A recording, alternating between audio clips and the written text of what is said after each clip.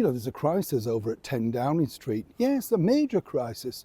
No, don't worry, it's not all about the riots that are engulfing our wonderful United Kingdom. No, there's a bigger crisis than that. No, it's not even this. Yes, this particular picture that the Deputy Prime Minister, Angela Rayner, is now trying to get removed from the internet. No, bigger crisis than that. Yes, as ever, let me explain. Morning, lovely to see you as ever. Thank you so much for taking the time out to join me. Hope you're all keeping well.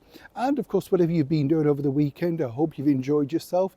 Weekends come and go so quickly, don't they? I don't know about you, you think you're having a bit of a lie-in, a bit of a rest, and suddenly it's back to the working week or whatever you're doing, you know, during the week. All days are now, they're sort of morphing into one, aren't they?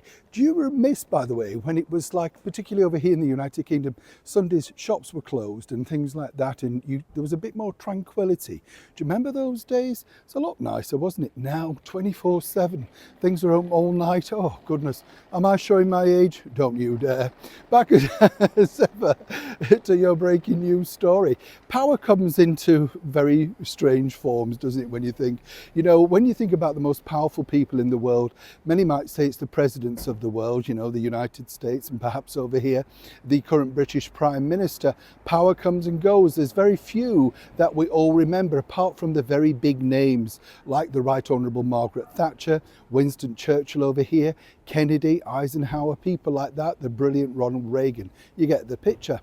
What's interesting now, though, is it's all about, well, some people might say narcissism. Power comes very quickly and it goes very quickly. And according to a very well-placed source, our current British Prime Minister, and I use that term loosely, less than a month in the job, Sir Keir Starmer, well, yes, a title person actually in number 10 now for a change. Well, apparently he was kind of, shall we say, bereft at this particular news. You see, the bottom line is when you go into number 10, you get a lot of things afforded with you, you know, personal protection, cars everywhere, you never need to drive yourself again, and you have protection for life. Even if you're voted out, you still have security. Not a bad job, even if you fail, is it? And of course, if you are, say, someone like Liz Truss, who was in the job for a matter of days, well, still not a bad job. You got the money, you got the prestige, and of course you got the title. But one thing that they didn't get, that others did get, and the last one to receive this was none other than the former British Prime Minister, the Right Honourable Boris Johnson, was this. That's right. Well, we all want one, don't we? Of course. Madame Tussauds and your own waxwork.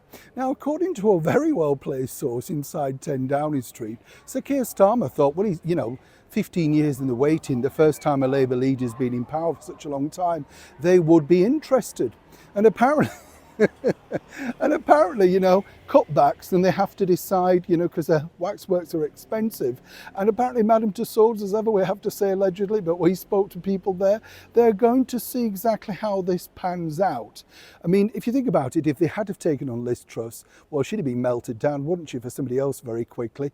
But you see, for Sir Keir Starmer, for them to think that he's going to be in there long enough, well, now you might say, well, how come Boris Johnson was in there? Well, he was, of course, the Mayor of London as well, very successfully, some people might say.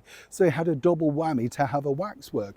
With Sir Keir, apparently, and anybody else, it's now under, well, shall we say, very thin construction because, as I say, cost-cutting, cost of living crisis, some people might say brought on by the government, means they have to be very selective on the people that they make.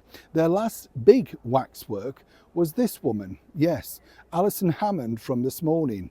But apparently she's a big name, possibly now bigger than the Prime Minister.